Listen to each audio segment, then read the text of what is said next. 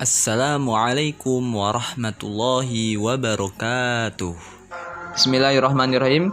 Kita masih dalam pembahasan darah perempuan, yaitu haid, nifas, dan istihadhah. Kemudian pada halaman 62 di bawah garis wa aqallun nifasi qala musannifu rahimahullahu taala wa nafa'na bihi wa bi ulumihi fid dharaini amin ya rabbal alamin. Wa aqallun nifasi lahdhatun, batas minimal nifas lahdhatun, waktu yang sebentar.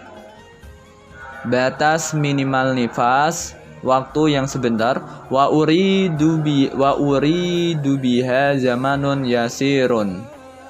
Yang dimaksud adalah zaman yang sebentar. Zaman yang sebentar. Wa btida'un nifasi, dan nifas dimulai min fisalil waladi, dari terpisahnya anak. Dari terpisahnya anak, maksudnya bayi tersebut sudah dilahirkan dan sudah terpisah dari perut ibunya, dari ibunya. Itu baru dimulai waktu nifas. Wa aksaruhu sittuna yauman. Adapun waktu maksimalnya yaitu 60 hari. Waktu maksimalnya 60 hari. Wa ghalibuhu arba'una yauman. Dan waktu biasanya 40 hari. Waktu biasanya 40 hari. Wal mu'tamadu fi dzalik al istiqra'u aidan. Adapun pendapat yang dibuat pegangan dari hal tersebut adalah istiqra'. Yaitu penelitian. Al istiqra'u aidan, penelitian juga seperti halnya haid. Haid kemarin juga istiqra', penelitian. Begitu pula dalam nifas, ini juga diteliti. Kemudian wa aqallu tuhri al fasil bainal haidataini. Adapun waktu minimal suci, orang suci, wanita suci itu berarti wanita yang tidak mengeluarkan darah dan tidak dalam masa haid maupun nifas.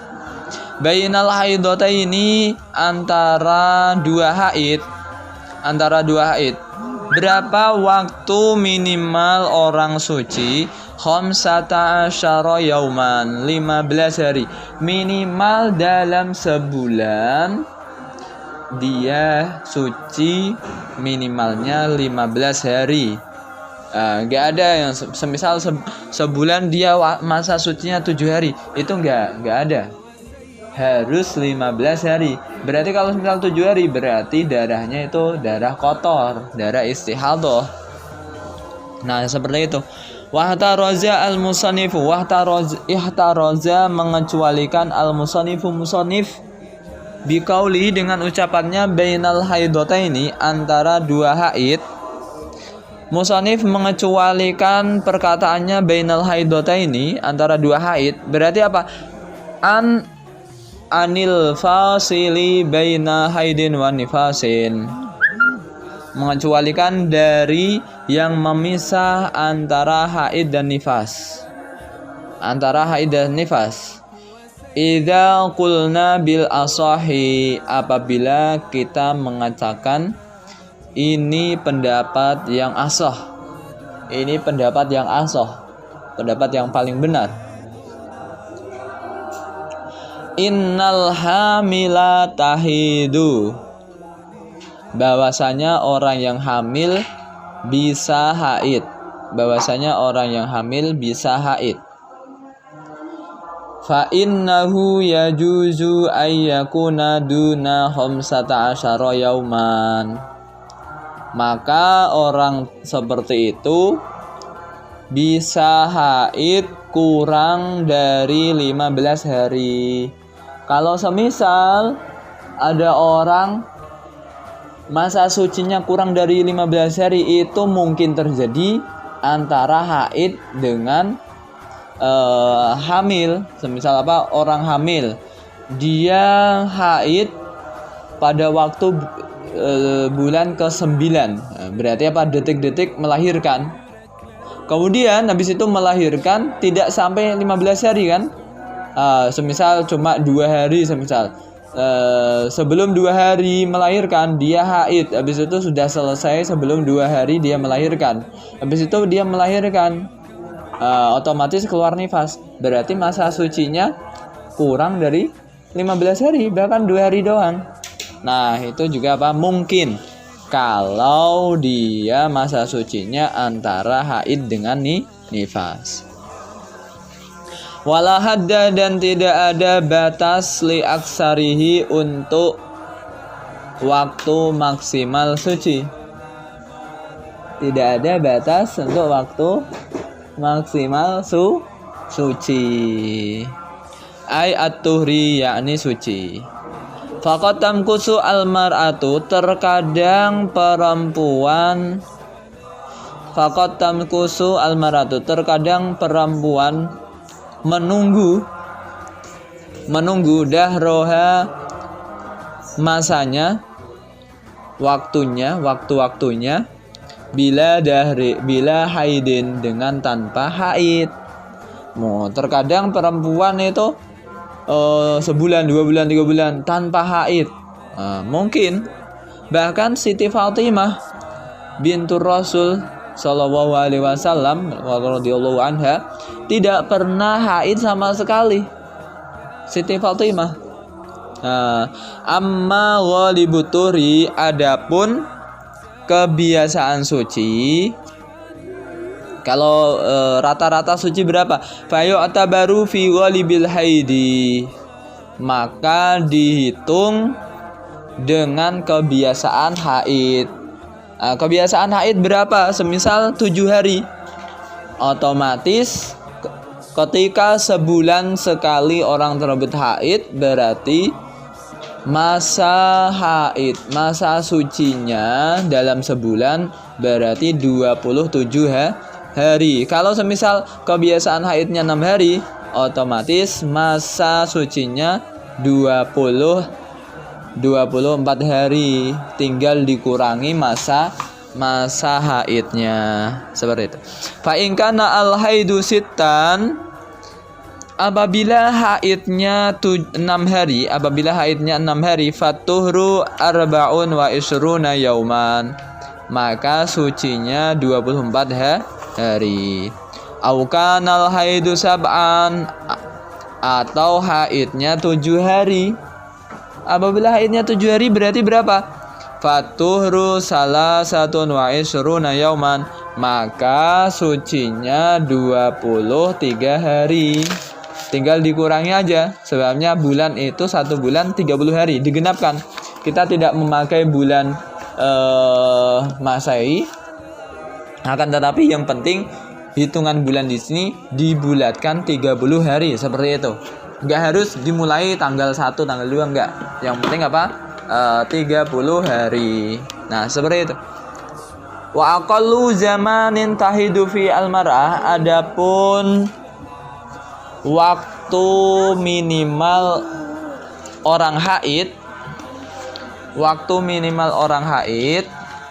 wa fi ba'din nusai, dalam redaksi matan bagaimana? Memakai al-jariyah, memakai bahasa al-jariyah. Jariyah itu kalau bahasa kita adalah gadis. Gadis. Masih muda, masih belia, gadis. Tis'u yaumin. Tis'u. Berarti di sini tis'u sinina qamariyatan, yaitu 9 tahun. Jadi umur wanita, batasan minimalnya wanita itu haid itu ketika sudah berusia 9 tahun. Apabila kurang daripada 9 tahun, maka tidak dinamakan haid, akan tetapi itu darah penyakit, darah kotor atau istihadah. Nah, seperti itu.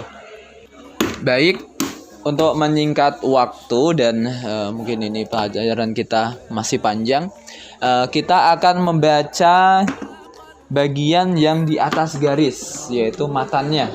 Sebabnya ini hampir sama, cuma itu penambahan aja, nanti Ustadz akan menjelaskannya. Yang di atas garis, wa aqallul hamli, adapun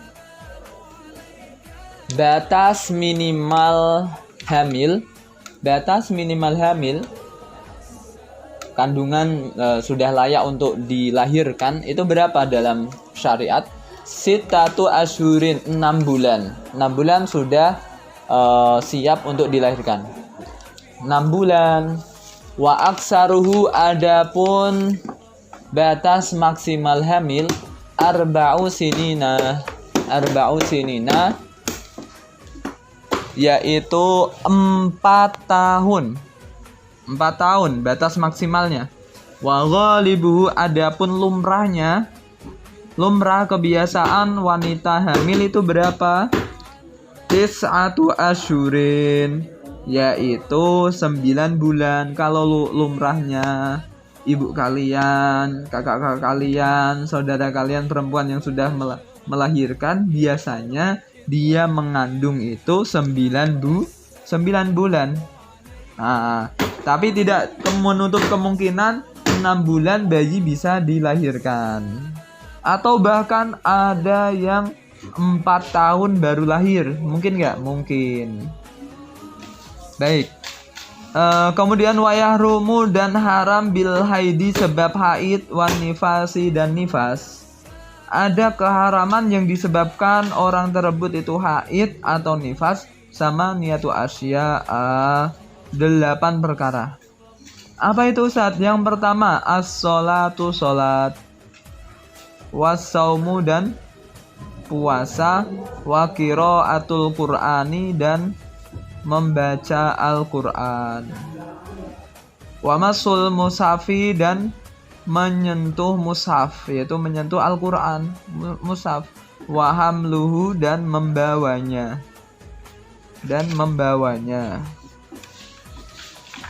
Kemudian waduhulul masjidi, dan masuk masjid. Waduhulul masjidi, dan masuk masjid. Wat tawafu, dan tawaf. Wal wat'u, dan wati.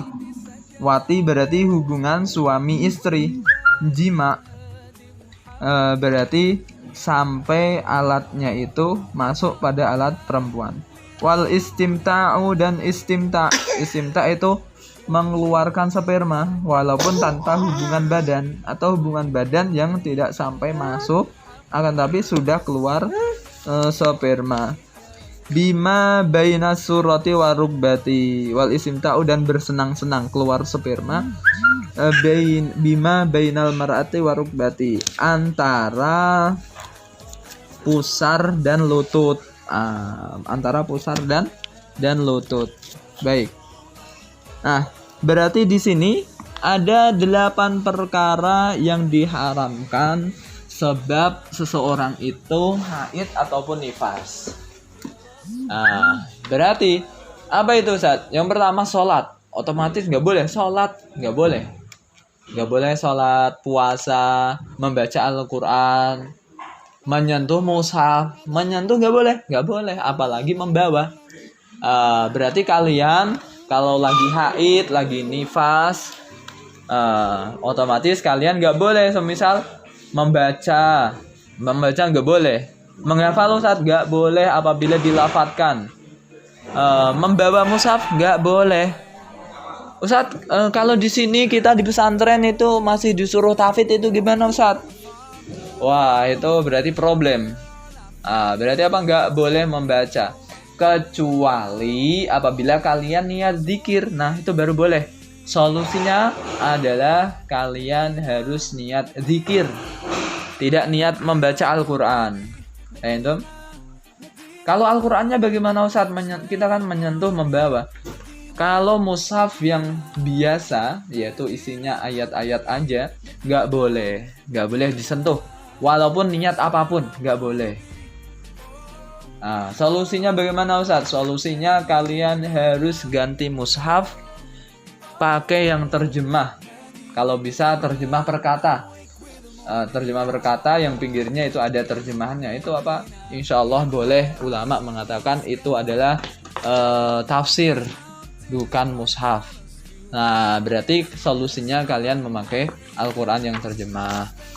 Begitu pula kalian masuk masjid nggak boleh Ustaz, nggak boleh masuk masjid, apalagi sampai duduk diam di masjid, nggak boleh. Kalau masjid di Al-Adhkar bagaimana Ustaz? Wallahu alam, saya nggak tahu itu masjid atau bukan. Tergantung orang yang mewakafkannya. Ustadz alinya bagaimana? Atau ayahnya bagaimana dulu? Apakah diwakafkan masjid atau tidak? Kalau itu wakaf masjid, berarti hukumnya masjid gak boleh wanita haid berdiam diri di masjid. Ini aja konteksnya itu, teksnya itu memakai masuk, apalagi sampai diam, gak boleh. Baik, seperti itu. Kemudian tawaf ketika orang haji atau umroh nggak boleh tawaf.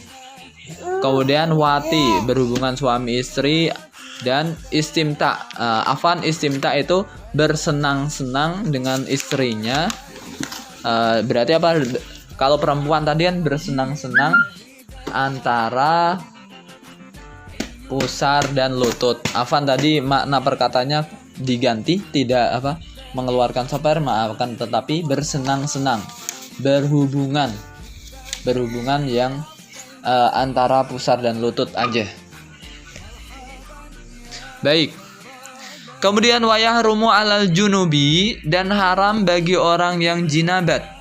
Khamsatu asya'a, 5 perkara. Orang jinabat itu apa Ustaz? Orang jinabat itu orang yang telah mimpi basah. Orang yang sudah haidnya sudah berhenti, sudah berhenti haidnya, nifasnya sudah berhenti, tapi ia belum mandi. Nah, itu juga terbilang jinabat. Khamsatu asya'a, 5 perkara. Apa itu 5 perkara? As-sholatu, sholat. Sudah maklum. Wa qiraatul Qur'ani, dan membaca Al-Quran. Lagi-lagi membaca Al-Quran gak boleh, sebabnya harus suci. Maksud suci di sini tidak dalam keadaan junub atau haid atau nifas. Wa masul mushafi, dan menyentuh mushaf, menyentuh Al-Quran gak boleh. Wa hamluhu, dan membawanya, membawa gak boleh. Nah, kalau di tas Ustaz, kalau di tas semisal kok Al-Quran itu tidak ada yang lain, isinya cuma Al-Quran aja, nggak boleh membawa tas itu. Tapi kalau semisal dikasih barang yang lain, semisal buku, pulpen atau yang lain, boleh, nggak masalah. Berarti kita niatnya membawa barang tersebut, tidak membawa Al-Quran. Kemudian walubsu fil masjidi, dan menetap di masjid nggak boleh. Orang jinabat di masjid, duduk di masjid nggak boleh. Baik. Kemudian wayahrumu alal muhdisi, dan haram bagi orang yang hadas. Ini hadas kecil. Hadas kecil berarti hadas yang membutuhkan untuk wudhu. Apa itu? Salah satu asya, 3 perkara. Yang pertama as-sholatu, sholat, wat tawafu, dan tawaf, wa mashul mushafi, dan menyentuh mushaf Al-Quran, wa hamlu, dan membawanya. Nah, berarti 3 ini, sholat, tawaf, dan menyentuh mushaf maupun membawanya. Otomatis ini apa? Haram. Kalau membaca Ustaz, kalau membaca nggak masalah, boleh. Kalau membaca itu khusus untuk orang yang jinabat atau orang yang haid, nifas, itu baru haram. Kalau bagi orang yang hadas kecil aja, di sini tidak masalah. Semoga ini bisa kalian amati, bisa kalian pahami, dan kalian amalkan. Kita hindari sesuatu yang yang telah diharamkan Allah Subhanahu wa taala. Wallahu a'lam bissawab. Assalamualaikum warahmatullahi wabarakatuh.